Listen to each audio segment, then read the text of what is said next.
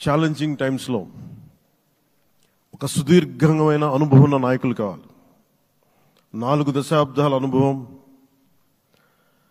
అభివృద్ధి మీద అపారమైన అవగాహన, పెట్టుబడులు తెచ్చే సమర్థత, ప్రతిభ,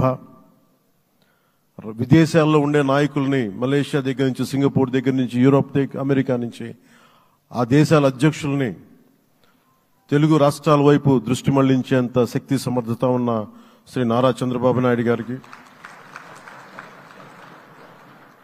ఆయన నాయకత్వం చాలా అవసరం, ఆయన అనుభవం చాలా అవసరం. అలాంటి అపారమైన అనుభవం ఉన్న వ్యక్తిని, అనుభవం ఒకటే కాదు, ధైర్యశాలి.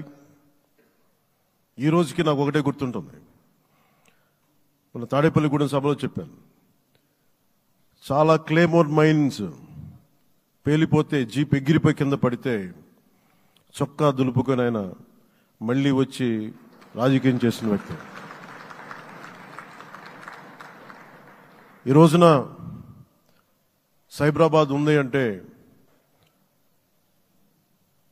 అది శ్రీ చంద్రబాబు నాయుడు గారి దార్శనికత. అలాంటి వ్యక్తి, ఆయన అనుభవం ఈ రోజున 2024 ఆంధ్రప్రదేశ్కి ఎన్డీఏ కూటమి తరపు నుంచి ముఖ్యమంత్రి అభ్యర్థిగా శ్రీ నారా చంద్రబాబు నాయుడు గారి పేరుని జనసేన పార్టీ పక్షాన నుంచి మేము బలపరుస్తున్నాం.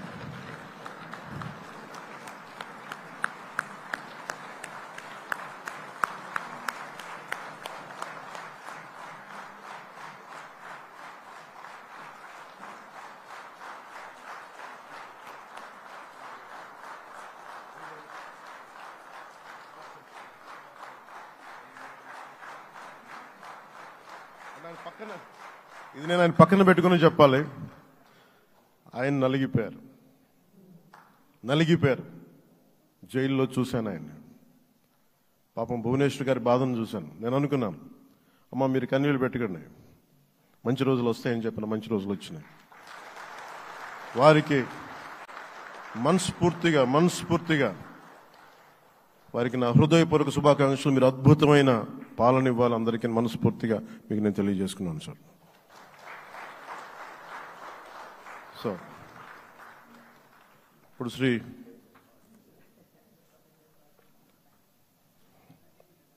భారతీయ జనతా పార్టీ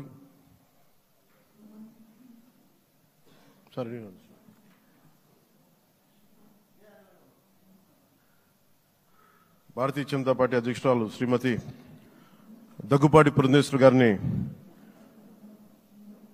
వచ్చి వారి మద్దతు వారి సందేశం ఇవ్వమని కోరుకుంటున్నాను.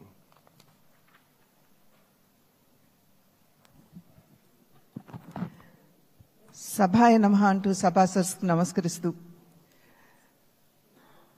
సభాధ్యక్షులు సోదరులు అచ్చెన్నాయుడు గారికి,